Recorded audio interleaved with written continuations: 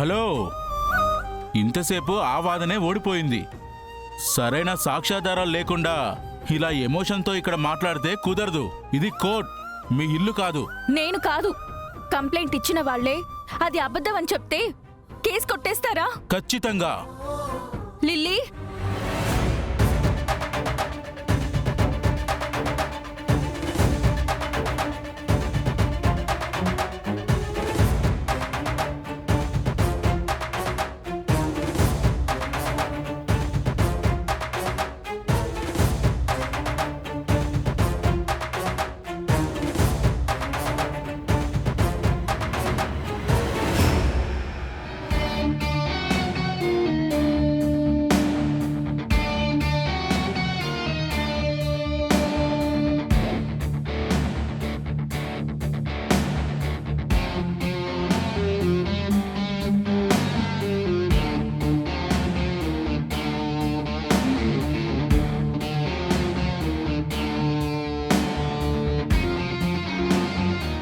ఏంటమ్మా, ఏమైంది?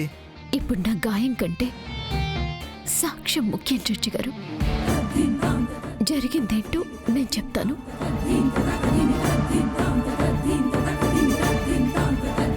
నన్ను క్షమించండి.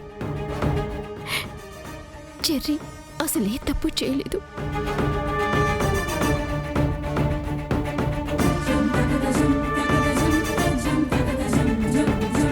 నేనే అనవసరంగా చెర్రీ మీద నింద మోపాను. చెర్రీ చాలా మంచాడు.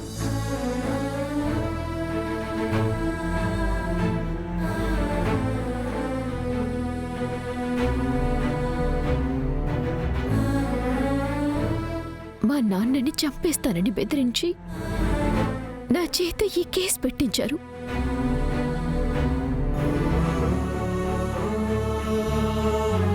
చెర్రీని ఎలాగైనా జైలు పాలు చేయాలన్నదే వాళ్ళ టార్గెట్.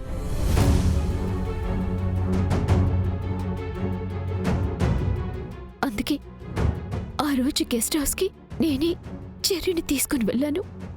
నేనే చెర్రీని రెచ్చగొట్టాను. పోలీసులు వచ్చేసరికి నేనే రివర్స్లో చెర్రీ నన్ను ఇబ్బంది పెట్టాడని అబద్ధం చెప్పాను.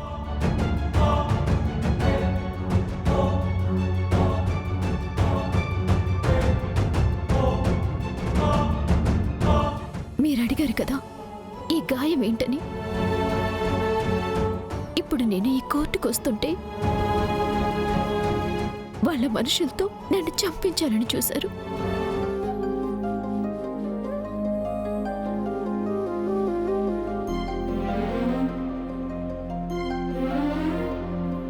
ప్రాణం పోయే ముందు ఏ మనిషి అబద్ధం చెప్పాడు. దయచేసి చెర్రీని శిక్షించకండి. అసలు ఇదంతా ఎవరు చేయించారో, ఈ కుట్ర వెనుక ఉన్నది ఎవరో